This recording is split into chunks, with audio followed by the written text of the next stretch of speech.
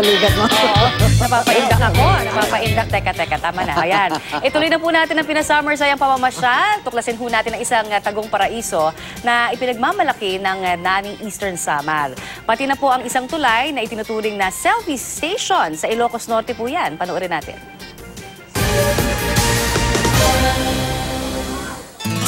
Tagong paraiso ang turing ng mga taga-Hernani Eastern Samar sa ipinagmamalaki nilang Canhugas Nature Park. Sulit ang pagdayo rito dahil sa maganda at relaxing na view. Added feature din ng lugar ang mga naglalakihang rock formation sa paligid. But wait, there's more! Dinarayo rin dito ang maliliit na lagoon na mistulang wave pool. Patok na pasyalan din sa Mariveles, Bataan, ang isang resort na nasa gitna ng Manggahan. May 2 swimming pool na kahit maghapon, pwedeng mag-swimming. Pwede rin mag-videoke muna habang nagpapalipas ng init ng araw. Sa dami ng halaman at puno sa paligid, para ka lang nasa sarili mong garden habang ini-enjoy ang iyong summer break.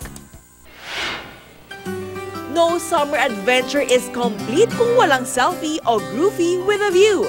At para sa mga biyaherong nagagawi sa Ilocos Norte, perfect na backdrop ang Patapat Viaduct. Kaya naman ang mahabang tulay. Tinugurian na ring selfie station ng mga motoristang dumaraan. Mas duraw ito saan pa man sa norte ang summer destination mo.